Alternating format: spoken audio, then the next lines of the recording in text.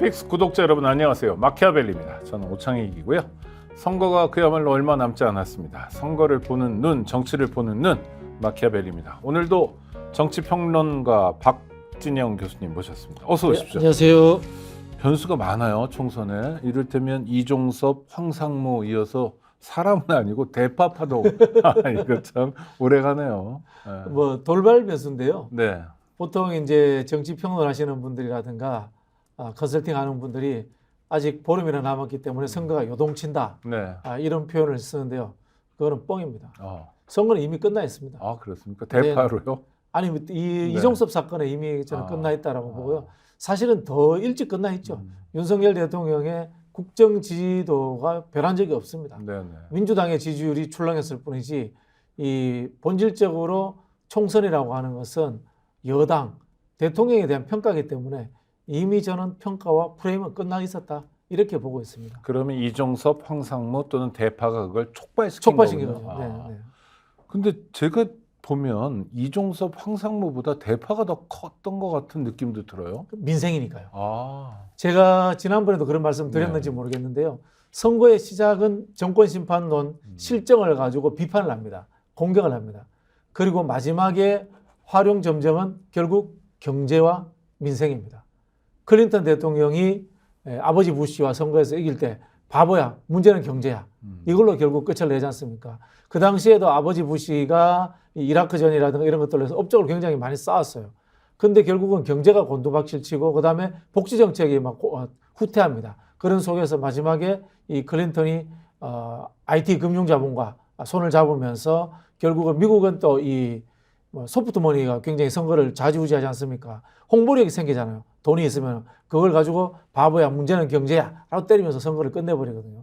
지금도 마지막에 단일 이슈를 단일 주제를 윤석열 대통령이 알아서 만들어준 거예요. 이종섭 대파로.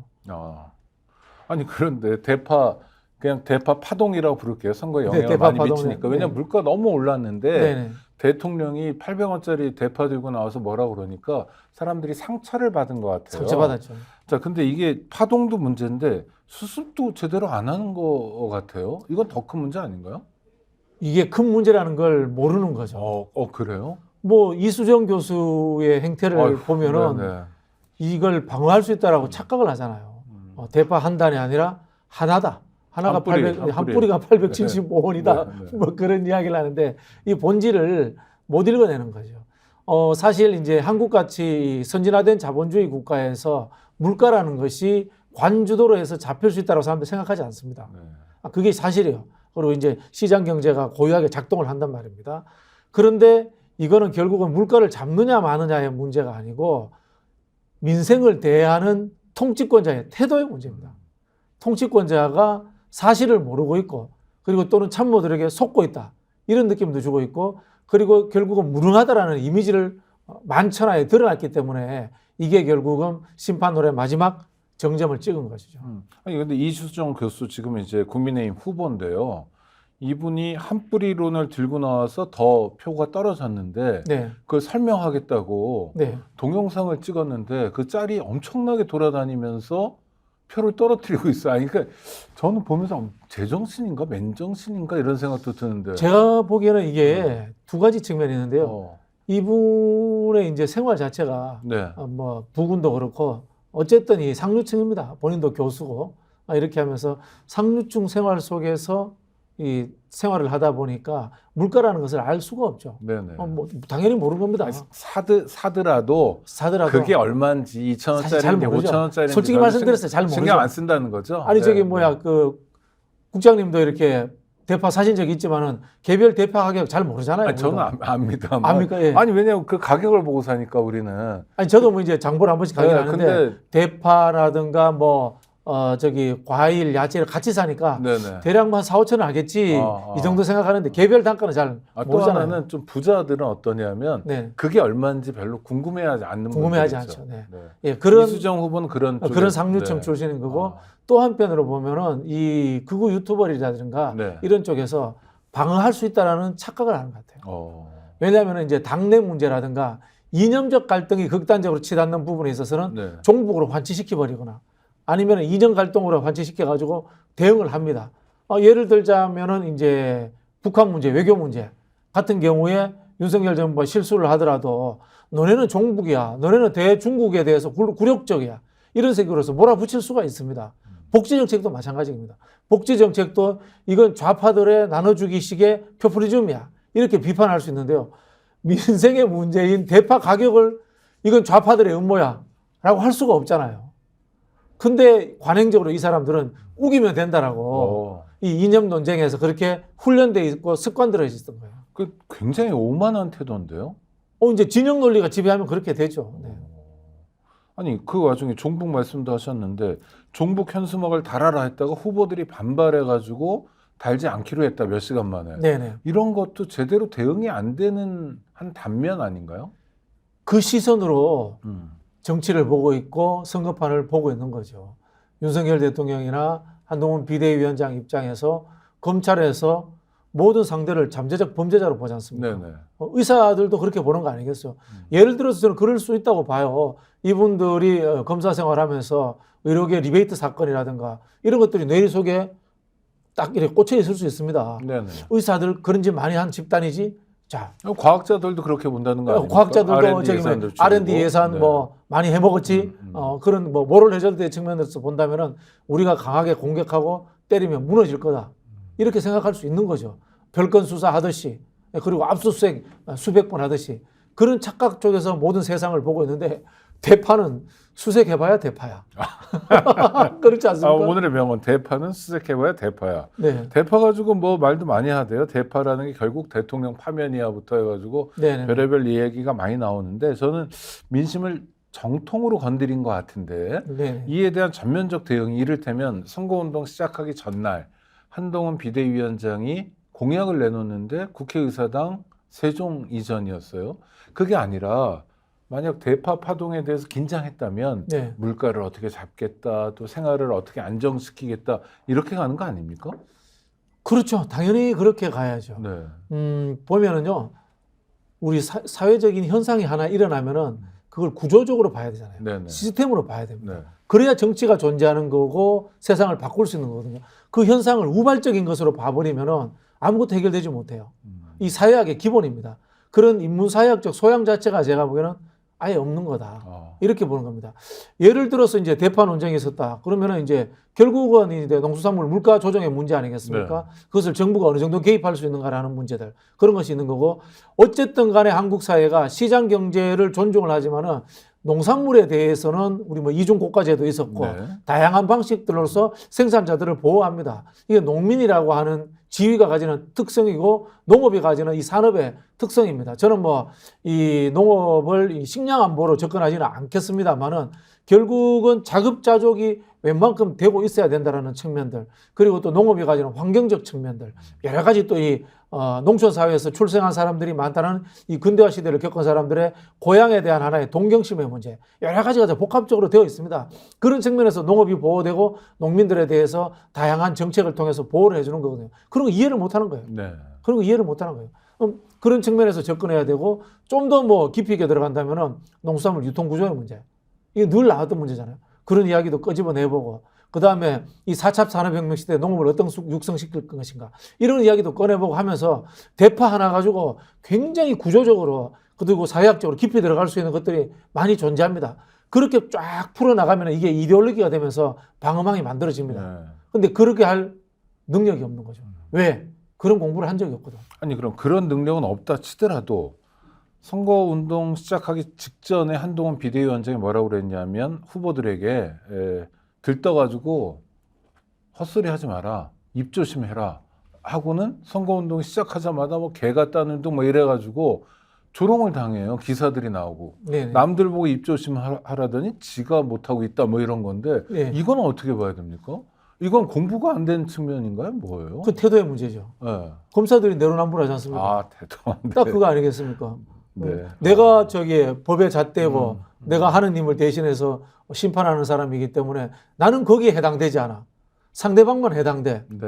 라고 하는 거 아니겠습니까? 윤석열 대통령에 대해서 우리가 본부장 비리 의혹을 그토록 많이 제기했는데 제대로 수사된 거 하나도 없잖아요. 네네. 반면에 야당 대표라든가 뭐 지금은 야당 대표가 됐습니다만 조국 장관권 관련해 가지고 그게 뭐 200몇 회씩 압수수색하고 수백 명의 검사가 매달리고 해야 될 수사였던가요? 그리고 본인만이 아니라 부인과 자식들까지. 그렇죠. 네. 네. 멸문지화. 그런 부분에서 제가 보기에는 이런 것 같아요. 검사가 가지는 태도의 문제, 특수부 검사 일부입니다만은 그리고 그 직업군이 가지는 인문사회학적 소양을 닦을 기회가 없는 문제, 네. 이런 것들이 복합적으로 작동한 것 같아요. 자, 300명의 일꾼을 뽑습니다. 잘 아시는 것처럼 254명이 지역구고 46명이 비례인데요. 비례가 조금씩 줄어드네요. 또 이번에 한석이 줄어들었는데 전체적인 전망은 어떻게 보십니까? 각 당도 전망을 내놓긴 하죠. 조심스럽게. 근데 전략적인 전망을 내놓기 네네. 때문에 각 당에서 하는 이야기를 다 그냥 참고사항이군요. 참고사항이 네. 믿을 수는 없고 제가 뭐 결론적으로 말씀드리자면 국민의힘이 95석에서 한 105석 사이 정도 할 것 같아요. 네. 네. 그러면 나머지는 나머지는 뭐 민주당이 일단 많이 하겠네요. 민주당이 많이 할 거고 그다음에 네. 군소정당들도 제법 가지고 갈 것 같아요. 네. 조국 혁신당은 어느 정도 보세요? 조국 혁신당 뭐 12석, 13석 정도 저는 예상합니다. 네. 그래도 선전하는 건가요? 아니면? 아우 선전하는 거죠. 네. 엄청난 선전. 그러면은 나머지는 다 민주당입니까? 아니면 아니죠. 새로운 미래- 개혁신당도 갖고 갈 수 있고. 개혁신당 얼마나 글쎄요, 보세요? 잘은 모르겠습니다. 아. 한 3, 4석 하지 않을까 뭐 3, 4. 그렇게 보고 있고요. 지역구에서 가능성이 있습니까? 개혁신당 지역구는 없죠. 쉽지 않을 것 같아요. 네. 그러니까 비례로만. 네. 그리고 무소속들이 제법 있어요. 친여 무소속들이 장해찬 후보도 있고, 네네. 구태우 후보도 있고. 네. 그리고 저희가 못 찾아서 그렇지 곳곳에 그다음에 최경환.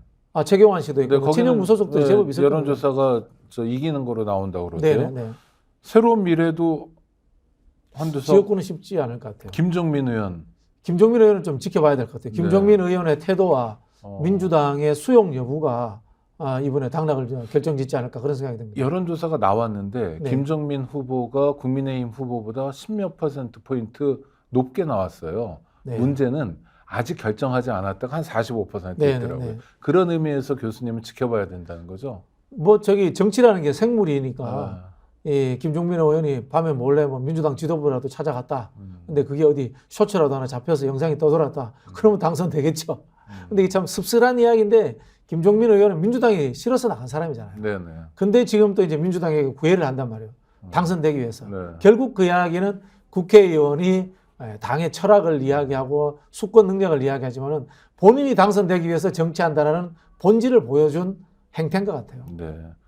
아니 그러니까 뭐 운도 따라야 되고요. 살다 네네. 보면 그렇죠. 더 재밌는 이야기 하나 해드릴까요? 네. 그 지역구에 이준석 대표도 나갈 생각을 했었다는 거예요. 원래. 네네네. 아, 만약에 이준석 대표가 그 지역구에 나갔더라면은 천운이 따르는 거죠. 당선될 수도 있었겠네요. 그렇죠. 네. 네, 역시 운이군요. 운칠 기삼입니까? 아니면 운칠 복삼입니까?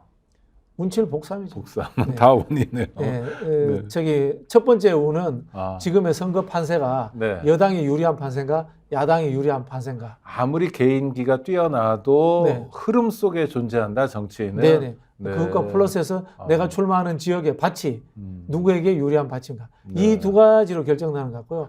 개인기로 선거에서 하는 표는 제가 봤을 때 많아야 2, 3천 표입니다. 아, 그거 넘어설 수 있는 사람은 대권 주자급 정도 되는 사람들. 뭐 안철수 씨라든가. 안철수 씨도 잘 못 넘어선. 안철수 씨가 과거에 가끔. 노원에서 네네. 제3당으로 당선이 네네. 되지 않습니까? 네. 그런 사람이라든가 뭐 문재인 대통령이라든가 네. 뭐 이재명 대표라든가 대권 주자급에 해당되는 사람들은 아. 어딜 가든지 뭐 20, 30%씩 막 출렁이게 할 수 있는 네네. 역량이 됩니다만 그렇지 않은 사람들은 2, 3천 표입니다. 나머지 전부. 예. 그러니까 공천 못 받아서 화난다. 난 그래서 제3당으로 간다. 또는 뭐 무소속으로 출마한다라는 사람들의 미래는 거의 보장되지 않겠네요. 그래서 3%, 4% 나오잖아요. 네네. 근데 그 지역에서 또 국회의원 오래 했다. 아. 그러면 한 8에서 10% 정도 나오잖아요. 네네. 그게 딱 그래봤자. 현실입니다. 현실입니다. 그러니까 개인의 역량이라는 건 사실 어떤 면에서 아주 큰 건 아니네요. 뭐 나쁜 의미인지 좋은 의미인지 모르겠지만 한국은 정당 투표는 자리 잡았습니다. 네네. 정당 투표는 자리 잡았는데요. 보통 이제 우리가 그런 이야기하면 정당 일체감이라는 이야기를 합니다. 네. 정당과 우리 국민들이 어느 정도 일체감을 느끼느냐 아. 이런 이야기를 이제 정당 일체감이라고 이야기하는데 한 60% 정도 된다라고 네. 이야기를 합니다. 보통 이제 미국 같은 경우에도 한 60% 정도 됩니다.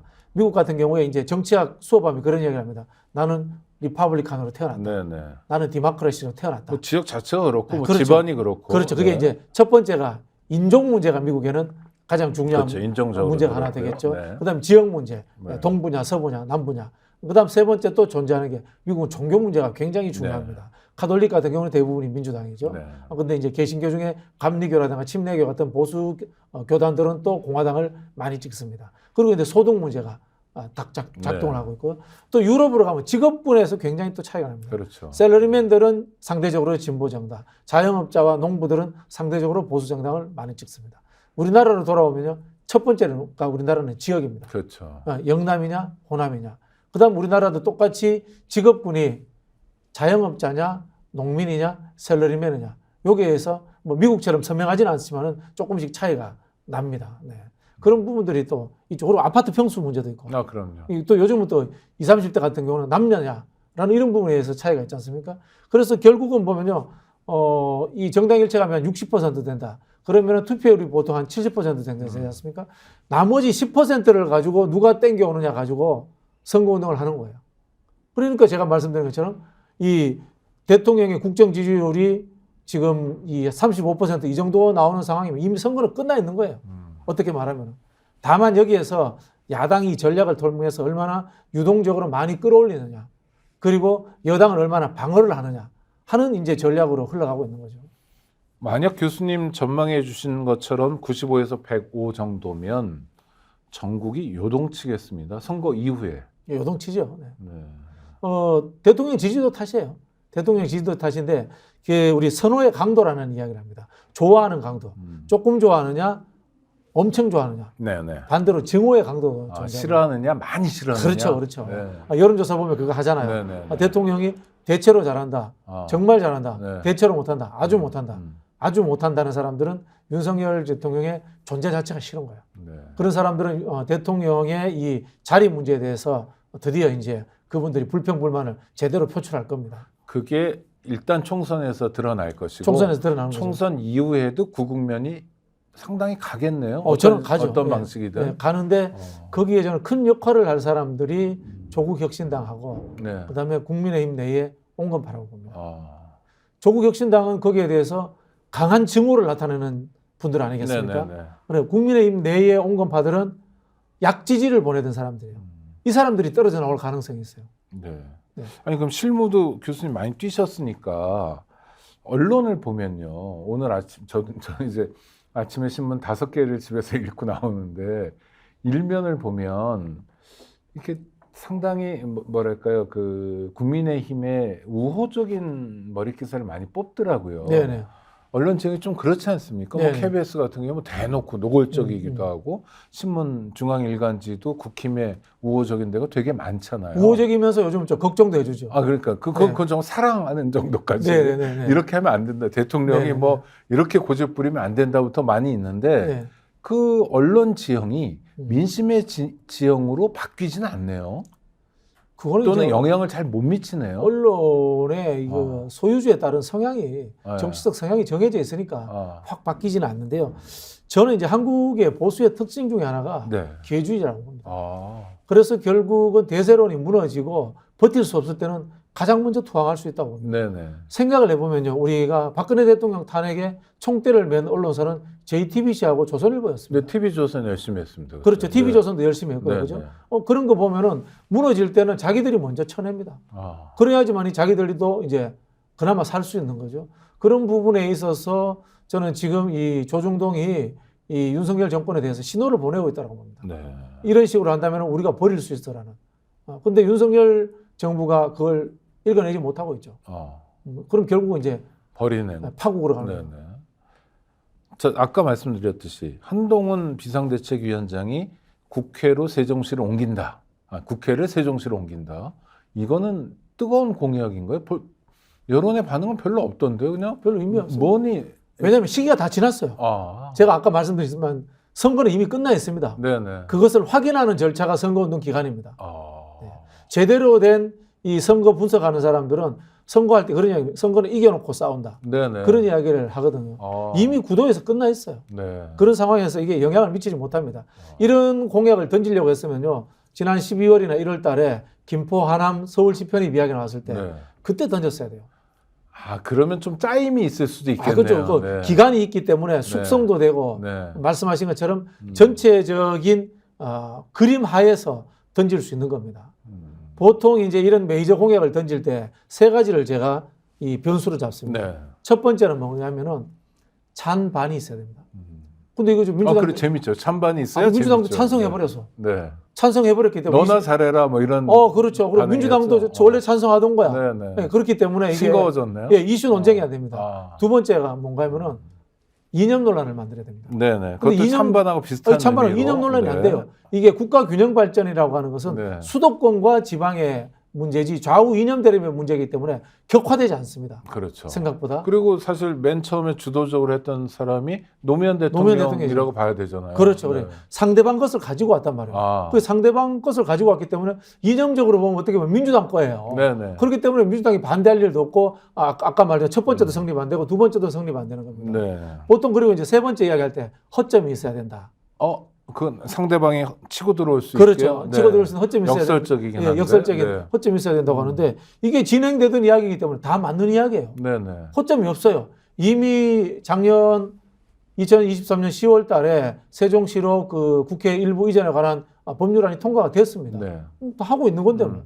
그리고 또 뭐 아시겠지만은 이게 하루 이틀 게 아니고 20년 전에 노무현 그렇죠. 대통령이 주장했던 거기 때문에 내용 다 나와 있습니다. 네.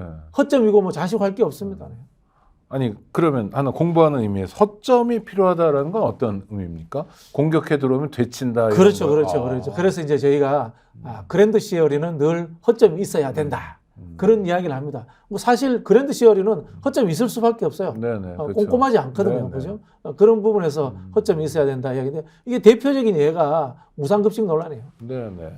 무상급식 이야기 나왔을 때 어떤 분은 의무급식이라고 했는데 무상급식이 저 재벌 자식들도 무상으로 주란 말이야. 뭐 이러면서 그렇죠. 허점이 있는 거죠. 허점이 있는 거죠. 이념과도 붙고 이념, 찬반 있고. 무상이라고 네. 하니까 해방 직후에 네네. 북한에서 있었던 이거 공산당이다. 조직이에요. 공산당 네. 그러니까 느낌도 나고 이렇거든요. 이렇게 이념 논쟁과 허점이 있어야지 이게 쟁점이 성립됩니다. 그러면 교수님 말씀하신 이런 쟁점 성립도 안 되는 거를 메인 슬로건으로 네. 선거를 앞두고 탁 들고 나오면 네. 그건 바보잖아요. 할 게 없으니까. 아. 할 게 없으니까. 그리고 할 줄 아는 게 없으니까. 지금이라도 네. 윤석열 대통령을 타격하면서 나와야 되는 거 아닌가요? 타격해도 망할 겁니다. 아 그렇습니까? 지금 망하더라도 쇼라도 해야 되는 거 아닌가요? 뭐 그렇죠. 그렇게 한다면은 뭐 어떤 변화가 있을지 모르겠는데. 윤석열 인형을 세워놓고 대파로 때리는 퍼포먼스를 하면 그래서 뭐 이해창 이를테면. 후보가 졌잖아요. 그래 또 졌다. 이 97년 대선 아닙니까? 네, 그게 네. 97년 그때 대선 허수아비 때 세우고 그랬잖아요. 이해창 후보 쪽에서 YS 인형을 세워놓고 때리고 화형하는 이런 네, 걸 네. 했지 않습니까? 결국은 김영삼 지지층까지 이탈해서 진 거죠. 지금 아마 이 당 일각에서 그런 이야기 할 겁니다. 뭐 윤석열 탈당, 출당 이런 이야기 꺼내는 분들도 있을 겁니다. 네. 근데 이게 결국은 같이 망하는 거예요. 윤석열 지지층들도 이탈해 나가고 그렇다고 해서 중도층이 오는 것도 아니고 같이 망하는 거고 지금의 상황은 제가 보는 백약이 무효하다 뭐 이렇게 보이는데요. 이게 이렇게 된 이유는 실력이 없어서 그래요. 지금 한동훈 비대위원장이 한 이야기 보세요. 이 국가균형발전론이잖아요. 이거 자기들 게 아니에요. 네. 민주당 겁니다. 또 한동훈 위원장이 무슨 이야기 하냐면 다자녀 3명이 있으면 대학교 등록금 면제해준다고 했습니다. 그거 어디서 많이 보던 거 아닙니까? 민주당에서 하던 거예요. 네. 민주당에서. 민주당 공약은 전부 대학교 등록금을 면제로 하겠다. 네네. 뭐 이런. 어쨌든 비슷한 흐름이 네네. 있는 겁니다. 그러니까 전통적으로 보수 세력들이 하던 공약 정책이 뭔지 모르는 거예요. 전통적으로 보수 세력들이 하던 정책이나 공약은 대규모 개발 사업 네. 또는 경제 성장 담론입니다. 네. 네. 이걸 만드는 능력이 없는 거예요. 한번 돌아가 볼게요. 박근혜 때 창조 경제 담론입니다. 네. 네. 이명박 때 뉴타운, 그랬죠. 그다음에 4대강. 아니 그래도 지금 반도체 얘기도 많이 하고 그러는 거 아닌가요? 반도체 눈에 안 보이잖아요. 반도체 눈에 안 보이고 네네. 반도체는 멀리 있다는. 중요해도 멀리 있다. 네. 멀리 있는 거고. 그다음에 대한민국 국민들 중에 이제 중도의 이 지식인층들은 반도체라는 게 우리 정부와 관계없이 성장한다는 걸 다 알아요. 네. 다 압니다. 또 하나 좀 그 현수막 중에 재밌는 현수막이 네. 정당 현수막인데 자유통일당이라는 당이 있더라고요. 윤석열 대통령을 지켜드리겠습니다라는 현수막을 정말 엄청나게 붙여놨던데 그래서 네. 검색해서 보니까 전광훈 목사가 하는 당이에요. 네. 이 당이 또 뉴스로 나오는 것 중에 하나가 비례 후보를 돈으로 5억인가 7억인가 네. 뭐 매수했다는 건데 이게 어떻게 현실에서 가능합니까? 그러게요. 이분이 뭐 정치를 안 하시던 분이니까 그런 거에 아니 매번 대해서 했잖아요. 이분 뭐 때마다 나왔던 분 아닌가요? 아스팔트 방황. 정치인이지 아니, 그리고 현실 실제로 이제 정치도. 제도권 네. 정치는 아니지 않습니까? 어. 국회 원내 의석을 가져보거나 그러진 않았죠. 제도권 정당에 참여한 적은 없기 때문에 그런 거에 대한 뭐 인식이 없었던 모양인데 저는 그래서 한석될 것 같아요. 이번 사건으로. 그래요? 예, 이번 사건으로 유명해져서 한석될 가능성이 있다고 봐요. 네. 좀 그건 역설적이고. 비극이네요. 예, 비극인데 그분들이 이제 극우 유튜버들하고도 맞닿아 있는데 네. 이야기를 들어보면요. 한동훈 비대위원장을 공격을 해요. 네. 그리고 아까 제가 이야기 드렸던 것처럼 결국은 국민의힘이 윤석열 대통령을 버리려고 할 것이다라는 가정법을 씁니다. 그렇게 해서 우리는 윤석열 대통령을 지킬 거야. 라는 이야기를. 윤석열 대통령의 적극적인 지지자는 우리한테 붙어라. 그렇죠, 그렇죠. 가장 극단적으로 이쪽에는 자유통일당이 있고 저쪽엔 조국혁신당이 있다. 그렇죠, 그렇죠. 공격하려는 세력은 저렇게 커졌는데 네. 우리도 커지자. 뭐 네. 이런 논리인가요? 뭐 그런 논리인데 이제 오. 그냥 극단적으로 둘이 비교하시면 조국혁신당에서 기분 나빠할 겁니다. 왜냐하면 그렇죠. 이쪽은 게임이 이제 안 되죠, 극우 게임이. 아스팔트 네네. 세력이라고 보고 뭐 조국혁신당이 극자라든가 뭐 굉장히 왼쪽에 있는 진보는 아니잖아요. 그렇죠. 아니 사실은 그런데 일단 규모도 그렇고. 그렇죠. 네. 뭐 진보 개혁 뭐 이 정도 네, 네. 중도 진보 정도 되는 어. 정당이니까 뭐 이념적으로 그렇게 동일화시킬 수는 없는데 전략상으로는 비슷한 점이 있죠. 한쪽은 조국을 끌어내리겠다라고 네. 하고 한쪽은 윤석열을 끌어내리겠다고 한석은 윤석열을 보호하겠다라고 하니까 행태적으로 보면은 극단에 있고 저는 한석할 수 있을 거라고 봐요. 네. 그렇게 이 선거 구호를 만들어 가는 것도 정치적 지형으로는 물론 뭐 그렇죠, 대단하지 그렇죠. 않아도 3% 정도를 가져갈 수 있겠다. 예, 이 프레임이죠 하나의 지키자, 네. 끌어내리자라는 프레임인 거고요. 그래서 이제 제가 다시 한번 정리하자면은 우리가 이명박이 4대강 했잖아요. 보이잖아요. 네, 네. 쉬워요. 청계천 했잖아요. 보여요. 네. 이게 뭔가면은 정치가 바벨탑을 쌓는 이유가 있습니다. 눈에 보이는 것으로서 상징 조작을 해야지 국민들이 쉽게 와닿습니다. 그리고 민주당이 내놓는 법률 제도안이요. 실제로 별 재미없어요. 네. 그럼 어디가 먹히느냐? 호환성 복지. 네. 현금 호환이 되는 복지들. 이거는 확 와닿습니다. 왜? 당장 돈이 되잖아요. 네. 전략적으로 보시면. 그래서 지역화폐 공약이라든가 그다음에 기본소득 공약들 뭐 이런 것들이 먹히는 거예요. 네. 이 정치라는 것이 굉장히 논리적인 구조와 탄탄한 이 이념적 철학적 구조를 가져야 되지만은 발현되는 이 표피적 현장에 가면 아주 쉬워야 돼요. 아까 말씀드린 것처럼 보수 정당들은 바벨탑 쌓아 올리는 겁니다. 네, 네. 바벨탑 쌓아 올리는 금자탑, 피라미드 이런 거. 피라미드 쌓아 올리는 거고 진보 세력들은 법률 제도로 접근을 하지만은 직접적으로 눈에 보이는 복지 혜택이 와야 돼요. 네. 아니 민주당 공약 중에 임대주택 100만 호 이런 네. 건 저는 확 땡기던데요. 우리 애들 생각해도 그렇고. 확 땡기는데 네.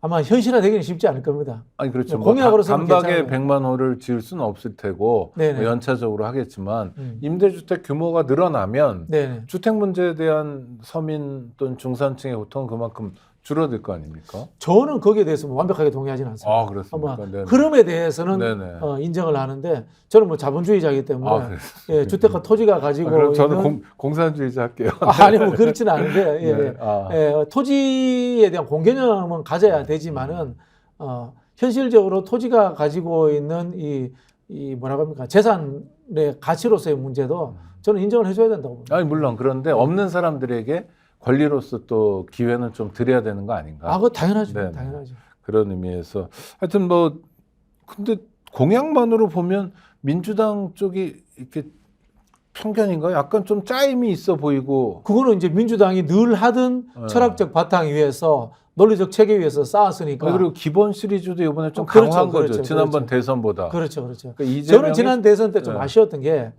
기본 시리즈를 끝까지 못 밀고 나간 게 아쉬웠어요. 그러니까 이재명이 자기 색깔을 찾았다 뭐 이런 평가도 듣고 그렇죠, 있는데. 그렇죠.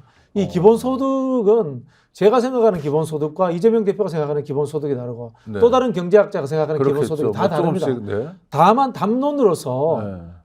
이게 한번 논쟁해 볼 만한 가치가 있는 거거든요. 네네. 그걸 지난 아마 대선 때 밀고 나갔더라면 저는 이 윤석열 그 당시 이제 국민의힘 후보 쪽에서 갖고 나왔던 사법 리스크를 선거 전면에 내세우는 네거티브 선거 양상을 바꿀 수 있지 않았나. 좀 그런 좀 내용을 아쉬움이 가지고 있어요. 논쟁할 수 있었다. 그렇죠. 네. 그렇으면 이런 엉터리 정부가 등장하지 않았을 거고 이재명 대표는 당연히 본인이 기본소득을 냈기 때문에 거기에 대한 이해도도 깊고 상대와 논쟁할 수 있지 않았겠습니까? 그런 식의 좀 접근을 했더라면 아쉬움이 있는데 총선에서는 뭐 이 공약을 내세웠는데 이게 좀 뭐라고 해야 되나? 내세울 필요가 없을 정도로 너무 프레임이 네네. 짜져버려가지고 이게 좀 깊은 논쟁이 안 될 것 같아요. 그렇죠. 저는 뭐 이런 논쟁들을 이광재 후보나 안철수 후보 이런 사람들이 좀 논쟁도 좀 해보고 그나마 이제 정책 선거 하려는 사람들 아니겠습니까? 좀 그랬으면 좋겠어요. 네. 하여튼 총선 이후도 되게 중요한데 교수님 바라보시는 것처럼 구도가 짜여진 선거여서 여당이 참패한다면 네. 그렇죠? 95든 105든 그러면 윤석열 대통령은 그때 진보당 의원이 했던 얘기인가요? 국정기조를 바꿔라. 국정기조 안 바꾸죠? 국정쇄신 이런 표현도 옛날에 많이 썼는데 군사정권 때도 썼는데 아니 문제는 네. 쇄신을 하려면 다른 방향을 알아야 되잖아요. 다른 방향을 모르는데 어떻게 쇄신을 합니까? 아니 그래도 정치적 위기가 굉장히 치명적으로 다가오면 치명적으로 다가오죠. 누구한테 물어봐서라도 해야 되잖아요. 저는 그렇지 않을 거라고 봐요. 어. 왜냐하면 아는 게 없는데 뭘 쇄신을 어떻게 합니까? 방향이 아니 없는데. 자기는 몰라도 네. 뭐 원로들에게라도 여쭤보거나 뭐 하여튼 뭐 신문사 논설위원 10명을 불러서라도 과외라도 벼락 공부를 하거나 해서 저는 그럴 가능성은 없다고 보고요. 오히려 정치적 행태로 나타날 거라고 봅니다. 어떻게요? 뭐 총리를 추천해라. 네. 국회에다가 뭐 그런 이야기 할 수도 있고요. 좀 더 밀린다면은 거국 내각 이야기 할 수 있습니다. 그런 상황까지는 저는 갈 거라고 봅니다. 네네. 국회에서 뭐 첫 번째는 이런 게 있죠. 국민의힘 보고 총리를 추천해라. 여당이니까. 그 같은 거 아닌가요? 다를 수 있죠. 다를 수 있죠.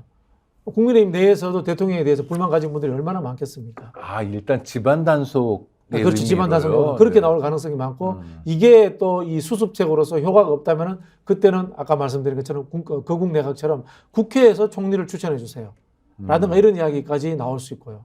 그러면 헌법상 보장하는 총리의 권한을 다 보장해 드리겠습니다. 이런 식으로요. 그렇죠. 그렇게 될 수 있고 그것조차 수습책이 되지 않는다면은 개헌 이야기 나올 수 있다고 봅니다. 네. 저는 아마 야권에서는 퇴진 이야기 꺼낼 거고요. 여권에서는 개헌 이야기 꺼낼 가능성이 퇴진 많습니다. 얘기는 조국 혁신당 같은 데서 먼저 꺼내고 네네. 민주당이 좀 따라오는 상황이 뭐 그런 흐름으로 가겠죠. 네네. 총선 끝나고도 총선 이상의 정치적 판이 벌어지겠습니다. 그렇죠. 저는 그 총리 교체를 통한 쇄신이라는 표현을 안 쓰겠습니다. 그냥 네. 사람 바꿔서 뭐 분위기 무마. 그렇죠. 여당의 안정화를 꾀하는 여당의 네네. 배신자가 나오지 않도록 하는 그런 하나의 작전을 쓸 것 같아요. 그러면 100% 야당은 그럴 때는 거국 내각해라 이렇게 갈 거거든요. 국회에서 추천하라 이렇게 갈 거고 그런데 대통령이 안 받는다. 그러면 그때 가면 개헌하자. 이 정부로는 국정을 운영할 수 없다. 그런 이야기가 나오게 되겠죠. 그러니까 개헌은 헌법을 바꿀 필요도 있지만 개헌을 통한 정권 교체. 임기중단이죠. 개헌에 이제 늘 부칙 조항으로서 대통령의 임기에 대한 부분 현행 대통령은 내일 모레까지 해라 이렇게 한다는 거죠. 제가 사실 오늘 개헌 이야기를 꺼낸 거는 중요한 키워드 하나를 던지고 싶어서 던졌는데요. 다음 개헌의 핵심 키워드는 양원제입니다. 양원제, 미국처럼요. 상원, 하원. 양원제입니다. 일본도 양원제를 채택하고 있죠. 이게 뭐 정치학자들이라든가 또는 뭐 법학자들, 컨설턴트들은 모르는 이야기인데 왜 양원제냐면 양원제를 해야지 국회의원들이 만세 부르고 찬성합니다. 네. 국회의원이 늘어나겠네요. 일단. 그렇죠. 그리고 지금 있는 국회의원들이 더 높은 자리로 갈 가능성이 생기는 거거든요. 그 양원제 하자고 하면은 여야가 바로 합의가 가능합니다. 사실 문재인 그럼 국회의원은 이해 당사자고 이해 당사자죠. 국민에게는 어떤 이익이 있나요? 그거는 이제 설계하기 나름인데요. 미국 같은 경우는 이제 상원이 가지는 입장이 이런 겁니다. 공화제의 역할을 합니다. 하원은 민주제의 역할을 하고 하원은 다수결에 의해 가지고 모든 것이 다 결정내 버립니다. 소수 의견이 존중될 가능성이 드뭅니다. 다수결이 돼 버리면. 그러나 상원에 오면요. 상원은 당의 대표이기도 당 소속이기도 하지만 주의 소속이기도 하잖아요. 스테이트 연합의 소속이잖아요. 그렇기 때문에 이게 이익관계가 복합화되어 있습니다. 그렇다 보니까 단순하게 하원에서 통과된 것을 그대로 할 수는 없는 거예요. 예를 들자면 하원에서 민주당이 다수기 때문에 도시 근로자들을 위한 법이 통과돼서 올라올 수 있습니다. 그러나 주 대표로 가게 된다. 그러면 농업이 기반인 주에 민주당 의원이 있을 수 있습니다. 그런 분들이 이 하원에서 올라온 법과 상충된다. 그럼 당론을 따라야 될 이유가 없는 겁니다. 약간 뭐랄까 심사숙고형 수기제죠, 수기제. 민주주의를 우리 이제 할 수 있다. 민주공화정이라고 할 때 공화정은 수기하고 전문가들의 의견이 깊이 들어오는 것이다.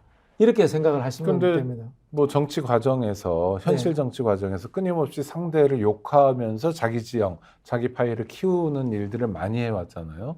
그로서 정치 불신이 많고 구체적으로 정치인에 대한 불신이 많은 상황인데 양원제 하자 그러면 국민들이 싫어할 것 같은데. 그게 문재인 정부 때 개헌에 네. 실패한 이유입니다. 문재인 정부 때 자치분권 개헌을 하려고 했지 않습니까? 네. 자치분권 개헌을 하는데 뭐 요건 뭐 제 살짝 뇌피셜이기도 합니다만 네.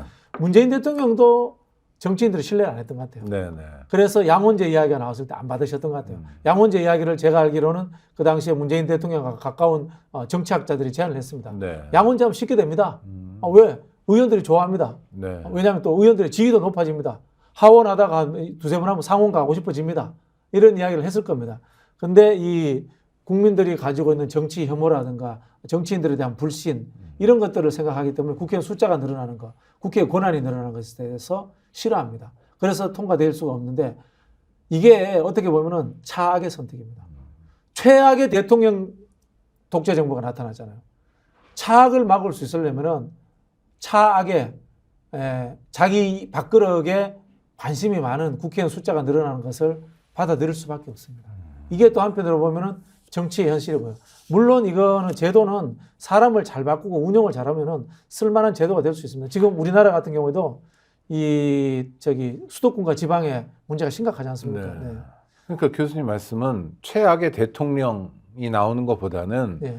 좀 우리 마음에 안 들고 욕심꾸러기고 지만 생각하는 것 같더라도 수십 명의 국회의원들이 나라를 함께 운영해 가는 게 훨씬 더 안전하다 이런 말씀이신 거죠? 그렇죠. 그 정부 예산이 한 600조 한 넘죠. 700조 가까이 네. 되잖아요. 정책 실패로 헛돈 쓰는 게 제가 알기로는 한 5% 정도 되는 걸로 네네. 그렇게 아니 알고 그리고 있습니다. 세수 부족만 하더라도 60조 뭐 이러니까 네네네. 어마어마한 거죠. 한 5% 정도는 이제 정책 실패로 네, 헛돈도 쓰고요. 헛돈 쓰고 이렇게 네. 하는데 국회에서 국회의원들한테 쓰는 돈이 그 정도 될까요? 그렇지 않습니다. 네, 그렇죠. 정부 실패로 쓰는 돈, 대통령의 부재로 쓰는 돈에 제가 보면 100분의 1도 안 됩니다. 네네. 국회의 실패로 쓰는 돈은. 네. 왜냐하면 국회는 집행기관이 아니잖아요. 네. 감시하고 견제하는 기관이기 그렇죠. 때문에 집행기관이 아니기 때문에 국회의 실패가 나라를 망치지는 않습니다. 국회의 실패가. 네네. 그러나 행정부의 실패는 나라를 망칩니다. 그렇죠. 그런 하나의 민주주의적 관점으로 봤을 때 저는 이 안전판의 측면에서 양원제를 할 필요가 있다는 생각이 들고 아까 제가 좀 말씀드리다 말았는데 수도권과 지방의 이 차이의 문제, 극단적인 이 비균형적 발전의 문제, 그 다음에 심각한 이 빈익빈 부익부 현상, 양극화의 문제 이런 것들을 해결을 하려면은 좀 심의적 역할, 숙고적 역할을 할 수 있는 상원기구가 있었으면 좋겠다라는 생각이 들고 상원기구는 뽑는다면은 지금처럼 소선거구제가 아닌 뭐 대선거구제를 해서 정당의 논리에 좌지우지되지 않는 그런 하나의 좀 의원군이 만들어졌으면 좋겠어요. 그럼 불안한 건 그 사람들 오로지 자기들 그 몇몇 그룹 있잖아요. 네네. 정치가 직업인 사람들. 네네. 이런 사람들로 자기네 이익만 탐하고 있으면 어떡하냐 이런 걱정도. 지금 국회의원들도 다 자기의 입만 탐하고 있잖아요. 어차피 뭐 그렇다. 어차피 뭐 네. 그런데요. 예. 어차피 그런데 그러나 그나마 우리 제도의 퍼센테이지랄까 가능성을 좀 높이는 의미다. 그렇죠. 행정부 네. 견제라도 제대로 하도록 해라. 네. 이런 체제인데 이제 제가 상상해 본 게 이런 거예요. 뭐 예를 들어서 50명을 뽑는다, 상원을. 네. 또는 뭐 100명을 뽑는다. 그러면은 이 권역별로 기본 베이스를 주는 거예요. 네네. 뭐 서울도 1명, 아니 뭐 예를 들면 2명으로 줍시다. 17개 시도로 나눠가지고 각 시도별로 2명씩 기본 베이스를 둡니다. 네, 세종과 서울이 같아요. 네. 근데 세종은 1명만 줍시다. 네, 세종하고 네, 제주 같은 네, 데는 네. 1명만 주면은 그게 한 32명 정도 됩니다. 32명 정도 되고요. 나머지 한 50명 정도는 인구 비례로 뽑는 겁니다. 네. 인구 비례로 뽑는데 청년, 노인, 뭐 아니요, 여성. 지역별. 네. 지역별 인구 비례로 네, 뽑는데 뭐 PK에서 그러면은 PK 인구가 우리나라에 10한 3~4% 되죠. 네. 그러면은 50명으로 하면 8명 정도 뽑는 뭐 거예요. 하여튼 구체적인 숫자 우리가 지금 네, 바로 못 뽑아. 대선거구로 뽑아버리면 네네. 대선거구로 뽑아버리면은 지금 자 8명을 뽑는다고 칩시다. 국민의힘이 한 서너 명 될 거고 민주당 네. 두세 명 될 거고 군소정당도 될 거고 민주당도 나오겠네요. 무소속도 나올 수 네, 있고 네. 이런 상황이 되는 겁니다. 이러면은 절대 다수가 존재하지 않습니다. 아, 협의의 정치를 할 수밖에 없는 상황이 만들어집니다. 뭐 그런 상황들에 대해서 저는 뭐 한번 상상을 해보거든요. 아니, 네. 뭐 정치는 상상의 산물이어야죠. 시간이 다 돼서 마지막 질문이 될 수 있을 것 같은데요.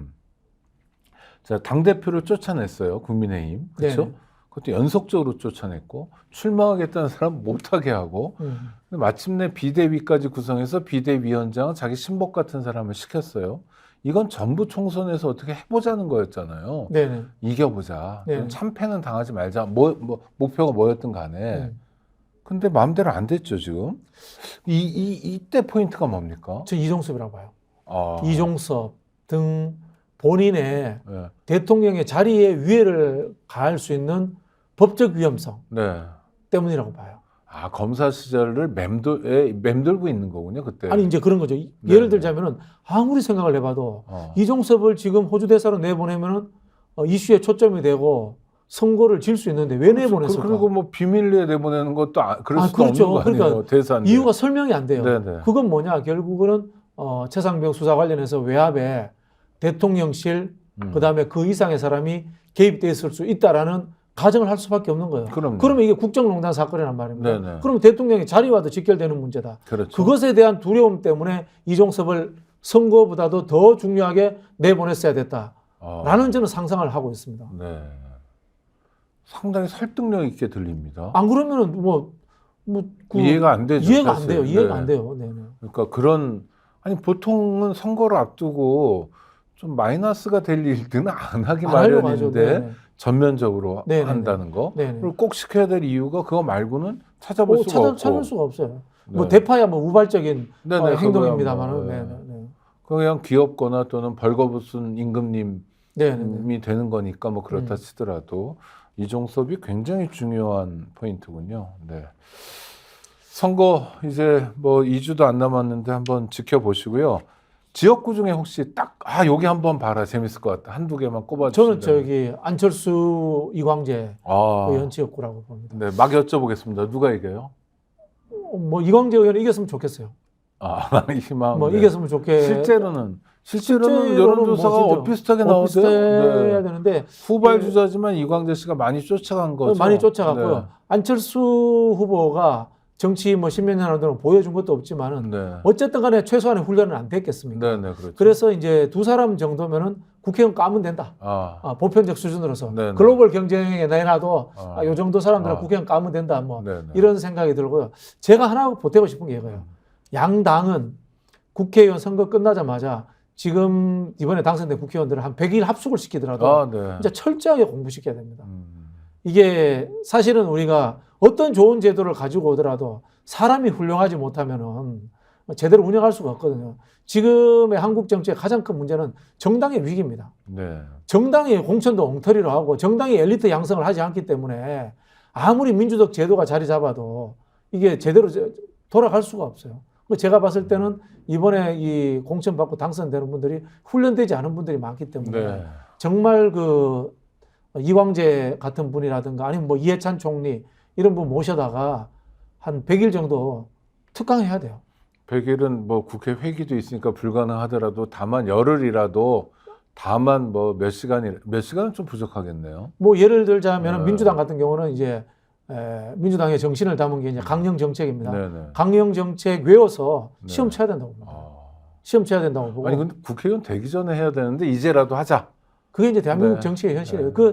제가 이제 좀 저도 어쩌다 보니까 막 정치 혐오 비슷하게 됐는데 대한민국 정치 발전할 가능성이 참 굉장히 희박합니다. 그 문제는 뭐냐면 정당 탓입니다. 네. 정당의 안정성이 떨어져서 그래요.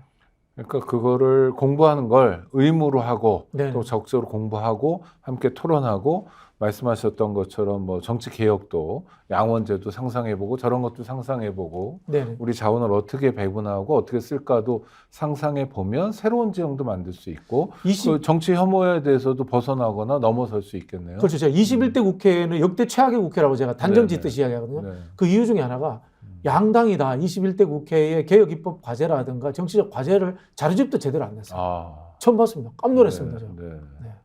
알겠습니다. 새로운 국회 한번 기대해 보고요. 또 다음 주에 뵙도록 하겠습니다. 고생하셨습니다. 감사합니다. 스픽스는 말하는 언론입니다. 대세는 유튜브, 그중에서 스픽스. 좋아요, 댓글, 구독, 알림 설정. 여러분이 저희를 사랑해 주시고 우리가 여러분을 사랑하는 4가지 방법입니다.